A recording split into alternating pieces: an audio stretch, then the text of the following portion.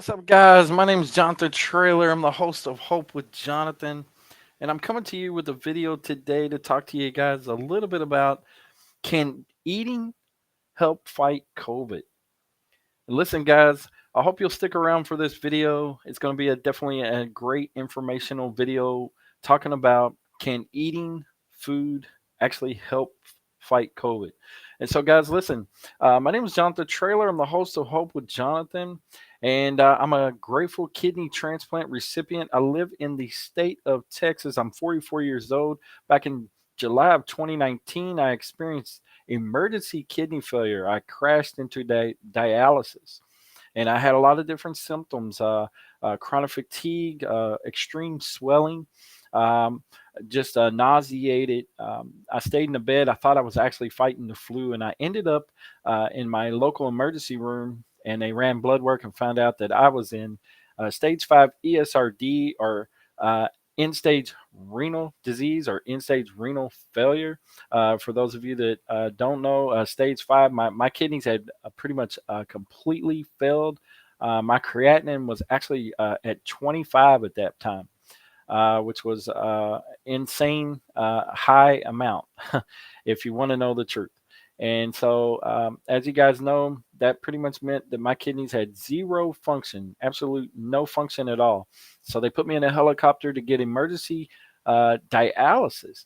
And whenever I got there to the hospital there in San Antonio, Texas, by way of helicopter, I went into an arrhythmia with my heart, but because my potassium had actually reached a level of 9, which is off the charts high.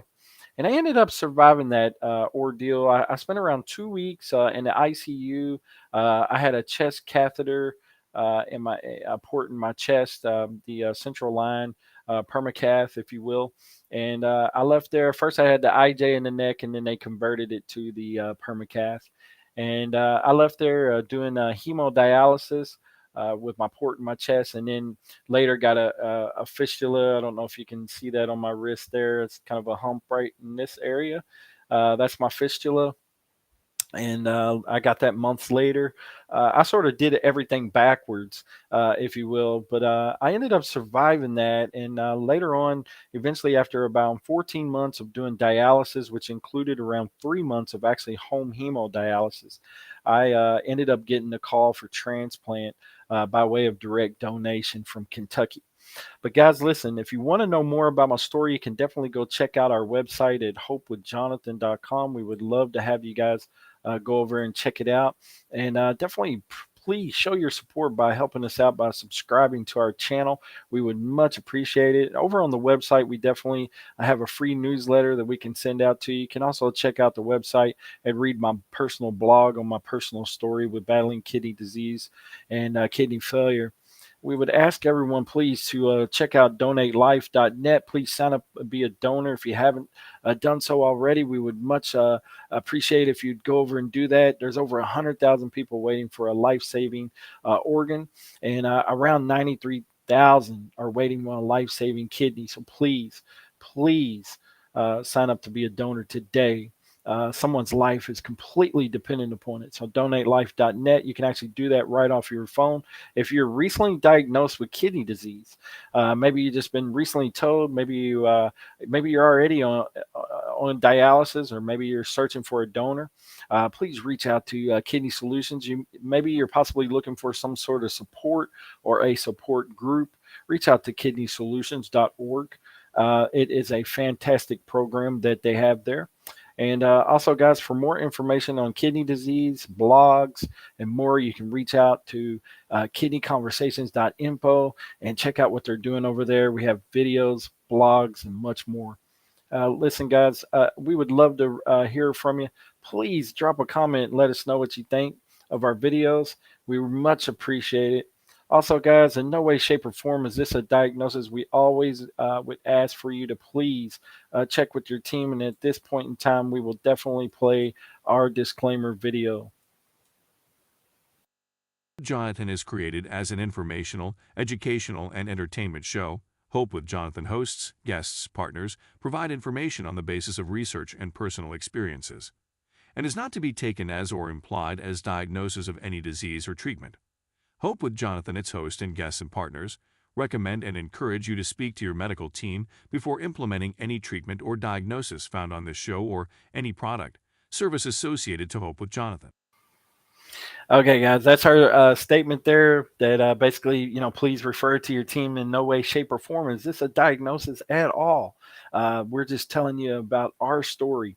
So, a few months ago, guys, I had COVID-19, the Omicron variant, and I've been doing sort of a series of these different videos talking about the Omicron variant, what I experienced. Again, guys, in no way, shape, or form is this a diagnosis. I'm just sharing my story and what happened with me. But the question is asked on this video is, can eating food actually help fight COVID? And let's talk about it a little bit. So basically, guys, basically, whenever you're dealing with the pandemic, COVID-19, it tells you to definitely eat fruits, vegetables, lentils, beans, etc., nuts, and whole grains such as oats, wheat, brown rice, potatoes, and yams. Foods from animal sources such as meat, fish, eggs, and milk. Okay, so basically, these are the type of foods that you should probably try to be eating with dealing with the COVID-19. These the actually. So the question was: is eating food or eating food, is it recommended to help fight COVID? And the answer is actually yes. And what a lot of people don't realize is when your body, when it comes to like your immune system, and things like that. Number one, we talked about this in another video that we did about staying hydrated, but you also have to keep your body with filled with food as well. So you have to have some sort of source of energy to kind of revitalize your immune system. And for those of us that are already immune compromised, you definitely can't sit around and not eat or drink water and not expect to survive COVID. You're going to have to eat when you don't really feel like it, and you're going to have to drink when you really don't feel like. And so, definitely the answer to the question is definitely yes. Eating food can definitely help you fight COVID. And why? Because it helps you with your immune system as well. Okay, it's going to help your immune system. You have to have some form of energy, some form of food in your system to kind of help fight off the virus that's inside of you. And I know a lot of people that get sick, with like fever and chills and aches, and they kind of lay around and they really don't feel like eating. They get kind of lethargic and don't really feel like even drinking. And I trust me, whenever I was battling the COVID, I definitely felt that way as well. I felt like that, I felt that feeling of like, oh man, I really just don't feel like eating. I really don't feel like drinking water. But I promise you, if you'll just push forth and go ahead and push yourself to go ahead and drink. And we've already done a video on hydration, so you can definitely go check that out as well. But we talked about the importance of staying hydrated and how that it can help fight COVID. But also and drink, and when I say hydration, I'm talking about drinking water. But also, guys, keeping yourself full of good foods that are going to help your immune system. Okay, so let's go back and look at some of the type of healthy foods that they were referring to. Okay, so basically, the types of food that they're saying is definitely eat fruits and vegetables. We should definitely be eating fruits and vegetables anyway. Why? Because fruits and vegetables are going to give us, the type of vitamins that we need and the nutrients to actually eating a diet rich in like fruits and vegetables can definitely lower your blood pressure. It can definitely help with blood sugars. It can help with your overall health. Some fruits and vegetables help fight against cancer. Now, regarding blood sugars, there are certain types of fruits that definitely can raise blood sugars, and certain vegetables that can raise certain vegetables that can raise blood sugars. So I would ask if you're diabetic to definitely be mindful of the type of fruits and vegetables that you're eating. If you're going to exercise, that's one thing to keep in mind. But if you're not going to exercise and you definitely indulge and eat fruits and vegetables that may cause some sugar spikes, definitely be mindful of that. Also, it's talking about eating some sort of lentils or beans. So you got some good source of proteins there. And beans are good. I like beans, so a lot of people like beans. Good fruits are apples, bananas, things like that. So some people like oranges. There's all type of different. I do like apples. Pineapples are great too as well. Types of vegetables are probably going to be like leafy greens. So like we we can talk about like also like broccoli, things like that, carrots, cauliflower, things of that nature. Even peas would probably be a good source. And again, we're talking about just foods that are going to help you with your overall health, but also when you're trying to fight off the COVID-19. Nuts and whole grains. So nuts and whole grains are awesome. Definitely a great source of fiber, things like that. So also, in your vegetables, you can get a great source of fiber for those as well. And if you guys don't already know, if you're not having enough fiber in your system, along with hydration, you can get blocked up. You can get constipated, things of that nature that can go on. So definitely want to keep things going smooth and really have a good system of eating like things that are high in fiber and enrich your immune system as well. You're definitely going to need these type of foods to kind of help your body get over the COVID-19. So nuts and whole grains such as oats, wheat, brown rice, potatoes, and yams. Definitely, like I said, in no way, shape, or form am I telling you to eat these foods. This is not a diagnosis, nor is this a prescription. Like I said, I'm not a doctor. I'm just telling you what I know what I did whenever I was fighting COVID. Now, did I eat a lot of these different foods? Yes, I did. I ate a lot of vegetables. I was trying to eat, things like with beans in them. I ate nuts. I absolutely did eat nuts, and I had rice and things like that. And I was definitely, drinking a lot of water along with it, and I had a lot of salads and things like that to try to help and put some good vitamins and nutrients in my body. And I felt a lot better. And the type of meat that I was eating, we talked about eating some meat. So it says, and some foods with some animal sources such as meat, fish, and eggs and milk. And so for like breakfast, I was trying to eat like some eggs, some good, um, like over easy. I like doing like a hard cook on mine. So I try to cook like a fried egg, things like that. So I was eating like eggs in the morning for breakfast, things like that. I was staying away from like cereals and things like that because I wanted to make sure that I was eating, getting some good protein from eggs. And also, guys, I was definitely, like I said, I was tapping into the other animal proteins like meat. So I was like grilled chicken. That was the meat of choice for me whenever I was battling the COVID. I'm not a huge milk fan because I just don't try to overconsume milk. Only whenever I eat like a bowl of cereal is the most time I ever drink milk, and I usually just don't sit and drink like milk out of a cup or out of like just just to drink it. I never hardly drink milk at all. As a matter of fact, I actually drink a whole lot of water. And like I said, guys, we already did a video on talking about the importance of hydration whenever you're battling the COVID virus. It is definitely imperative that you stay hydrated. It's also definitely imperative that you continue to feed your system to try to help get over and help build your immune system to try to get over the COVID-19. In my case, I had the Omicron, so I'm just sharing my story about my battle with Omicron. I'd already done a video as well that your team may reach out to you and talk to you as well about your immune suppressants.